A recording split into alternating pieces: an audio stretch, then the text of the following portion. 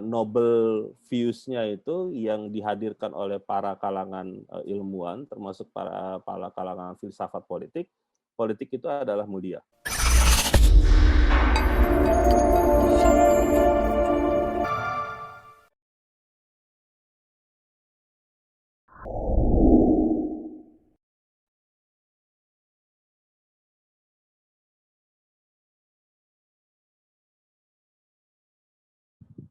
Ada beberapa hal yang saya ingin sampaikan terkait dengan apa dan mengapa di dalam ilmu politik gitu ya. Yang pertama adalah semua orang yang ingin belajar di dalam ilmu politik tentu menjadi satu diskusi yang sangat serius gitu ya untuk kemudian bertanya-tanya dengan konteks secara nyata gitu ya. Ada yang beranggapan bahwa politik itu kotor gitu, politik itu kemudian bad things gitu ya, sesuatu yang buruk gitu ya, dan kemudian bisa berdampak buruk dan tidak baik gitu ya. Pada dasarnya ketika kita membicarakan politik sebagai sebuah aktivitas ya di dalam kehidupan masyarakat gitu, maka tentu kita beranggapan bahwa politik itu tentu adalah punya tujuan baik gitu ya. Politik itu tentu punya sesuatu yang diharapkan membawa sesuatu yang jauh lebih baik, terutama terkait dengan kesejahteraan masyarakat gitu ya, atau kesejahteraan sosial. Jadi noble views-nya itu yang dihadirkan oleh para kalangan ilmuwan, termasuk para kalangan filsafat politik, politik itu adalah mulia, gitu ya. Seperti tagline-nya teman-teman dari Access School, gitu ya. Politik itu adalah satu usaha untuk kemudian bisa menghadirkan sesuatu yang memang untuk tujuan bersama, gitu ya. Oleh karena itu dianggap mulia, gitu. Oleh karena itu dianggap baik, ya. Jadi karena dia baik, maka kemudian dia punya pretensi untuk bisa menghadirkan banyak aspek, banyak hal yang tentu berakibat kepada atau berdampak kepada masyarakat luas. Gitu. Nah, oleh karena itu di dalam politik aktivitas yang dimaksud di dalam politik adalah aktivitas untuk membuat atau mengubah aturan umum, gitu ya, aturan yang mengikat masyarakat, gitu ya.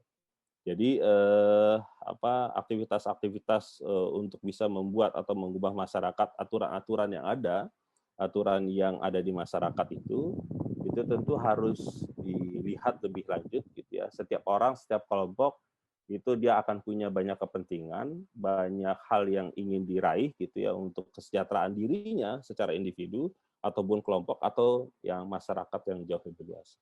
Oleh karena itu politik itu dia ingin menghadirkan itu. Jadi menghadirkan sesuatu yang bertujuan mulia, yang bertujuan baik itu untuk bisa mengikat masyarakat secara luas.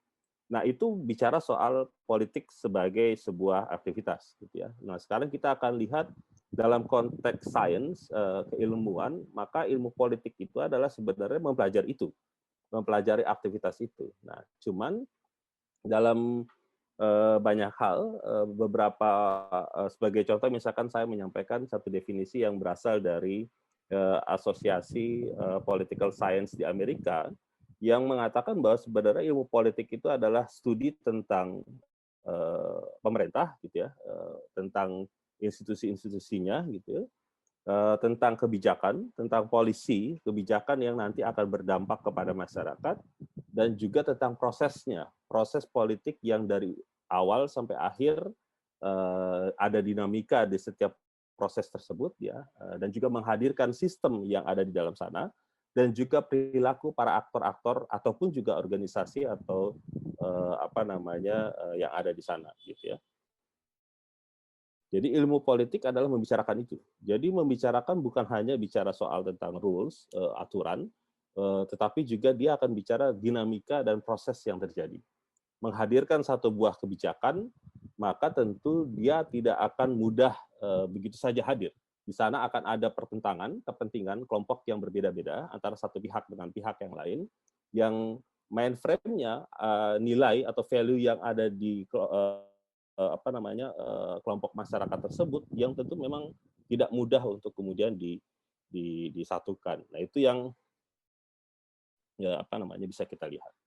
Nah, ada satu ilmuwan politik yang selalu menjadi rujukan oleh kami, gitu ya, di studi-studi ilmu politik, namanya Harold Laswell. Ya, Harold Laswell itu mengatakan bahwa di dalam ilmu politik itu berbicara soal siapa mendapat apa, who gets what. Ya, siapa itu adalah mungkin aktor politiknya yang bisa kita kategorikan individu ataupun dia bisa menjadi organisasi atau kelompok, gitu ya. Dia mendapat apa? Apa itu maknanya adalah sesuatu yang sifatnya material atau bahkan imaterial, yang dalam pengertiannya dia akan bisa mendapatkan sesuatu yang memang diinginkan oleh orang atau kelompok tersebut atau tidak, gitu ya, atau mendapatkan dampak dari apanya yang diusung oleh orang lain. Nah, kapan? Kapan itu adalah berbicara waktunya, ya. Kapan dia akan bisa menghadirkan itu, berapa lama prosesnya dan sebagainya. Dan how to-nya, bagaimana caranya. Bagaimana caranya ini maksudnya adalah bagaimana kelompok atau organisasi tersebut dia akan berjuang untuk bisa menghadirkan satu policy atau kebijakan yang memang mereka inginkan dengan sangat, gitu ya. Dan mereka akan bisa melakukan dengan berbagai cara yang selayak yang dilakukan atau bahkan bisa jadi tidak layak dilakukan. Nah, itu ilmu politik dalam konteks yang dibicarakan oleh banyak orang dan kemudian dikerangka, dibikin semacam panduan dalam sebagai sebuah ilmu, sebagai sebuah studi, gitu ya. Oleh karena itu, dalam konteks ilmu politik, mereka juga tentu punya batasan. Ilmu politik sebagai sebuah studi, dia punya batasan, ya. Nanti kita akan bicara batasannya itu seperti apa, ya. Karena yang saya pahami kemudian yang kami pelajari, membicarakan ilmu politik itu bukan hanya membicarakan soal ini adalah pemerintahan yang good or bad, gitu ya, ya sesuatu yang baik atau yang buruk, ya. Perilaku buruk dan baiknya itu bukan hanya ditentukan oleh orang-orang yang ada di dalamnya, tetapi juga bisa didesain oleh orang-orang yang ada di dalamnya untuk bersepakat mau dibentuk dan dikreasikan seperti apa. Ya, mau dibentuk yang sangat baik dan sangat mulia, atau bisa jadi sangat tidak baik atau sangat buruk, sehingga kemudian akan bisa menguntungkan orang-orang atau kelompok yang mereka inginkan. Ya. Jadi itu. Jadi membicarakan politik tentu tidak hanya semata-mata bicara soal negara, tidak semata-mata bicara soal pemerintahan, tetapi Anda harus bisa melihat jauh bagaimana orang-orang yang ada di sana, orang-orang yang terlibat, yang kita katakan atau kita lihat menjadi bagian dari negara, yang kita sebut dengan elit, ya elit politik, ya presiden, ketua DPR, para menteri dan sebagainya, yang mereka mendrive, ya mengelola negara, gitu ya. Tetapi pada saat yang bersamaan mereka sebagai aktor politik juga punya keinginan, gitu ya, keinginan untuk bisa melakukan banyak hal atau desakan-desakan yang diminta oleh banyak orang.